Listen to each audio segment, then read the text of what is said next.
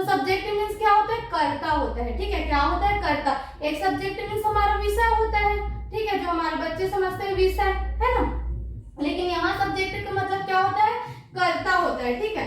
अब कर्ता क्या होता है, तो कर्ता मतलब क्या होता है, जो किसी भी कार्य को कर सकता है, ठीक है, जैसे कि मैं कर सकती हूँ, तुम कर सकते हो, हम कर सकते हैं, वे कर सकते हैं, है ना, वह कर सकता है, वह कर सकती है ना, या फिर यह करता है, या फिर कोई भी नाम करता है ना, जैसे कि अंकिता करती है, नीतू करती है, मोनिका करती है ना। तो क्या होता है, हमारा सब्जेक्ट होता है ना। तो कि मतलब हम हमेशा याद रखें, सब्जेक्ट मीन्स क्या होता है, कर्ता, और कर्ता मीन्स क्या होता है, जो किसी भी कार्य को कर सकता है, ठीक है, वो क्या होता है जी, हमारा कर्ता होता है, ठीक है। तो पहला हमारा कर्ता क्या होगा, आई होगा, क्या होगा, आई। आई मीन्स क्या होता है, मैं होता है, क्या होता है जी, मैं। लेकिन हम कौन सा टेंस पढ़ रहे हैं, बेसिक टेंस पढ़ रहे हैं, क्या पढ़ रहे हैं जी, बेसिक टेंस। तो हमेशा याद रखना, जो बेसिक टेंस है वो भी कितने प्रकार का होता है, ठीक है। एक फर्स्ट बेसिक टेंस होगा और सेकंड बेसिक टेंस होगा, ठीक है।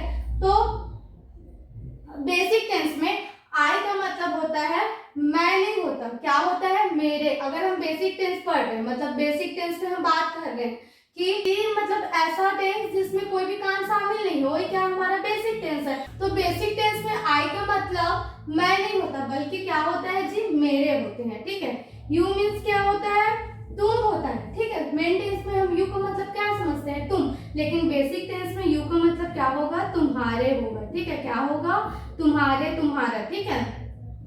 फिर आता है हमारा वी, क्या आता है जी, वी।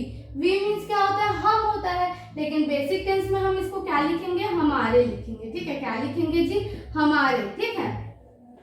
फिर आता है दे, ठीक है।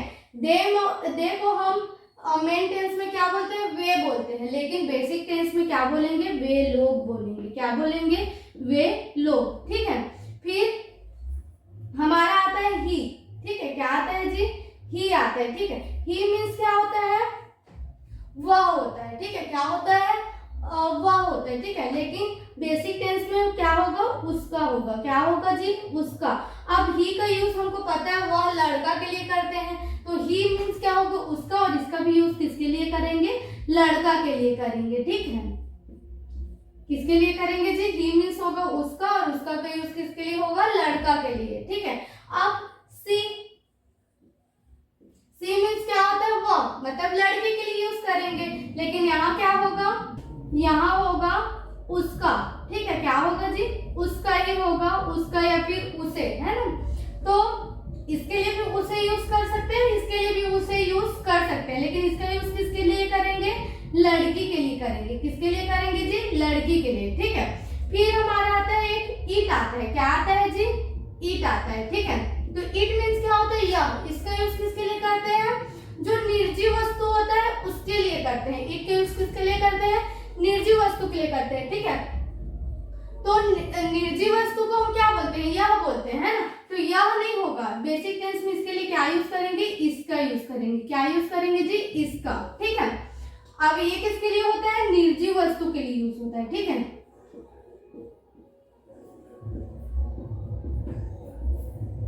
फिर ईट मीन्स क्या होगा, इसका, और इसका यूज किसके लिए करेंगे, निर्जीव वस्तु के लिए करेंगे, ठीक है।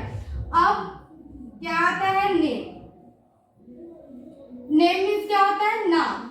दुनिया का जितना भी नाम है वो सब क्या है जी, हमारा सब्जेक्ट है, ठीक है, इसमें कोई भी बदलाव नहीं होगा।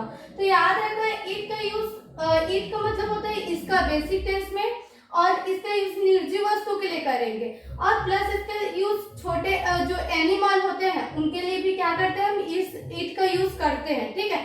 और किसके लिए यूज करते हैं, जो बच्चा 1 साल का नहीं हुआ रहता है, चाहे लड़का हो चाहे लड़की, उसके लिए ही सी नहीं यूज करते, बल्कि जो बच्चा क्या है 1 साल से कम का है, ठीक है, उसके लिए भी हम क्या करेंगे, इट का यूज करेंगे। और जो हमारे एनिमल्स होते हैं उनके लिए भी क्या यूज करेंगे, इट का यूज करेंगे, ठीक है। तो ये हमारा क्या हो गया, सब्जेक्ट। तो हमारी दुनिया में केवल इतने ही सब्जेक्ट होते हैं, इसके अलावा कोई सब्जेक्ट नहीं होता है, ठीक है। तो कभी भी सब्जेक्ट के नाम में आप परेशान मत होना, ठीक है।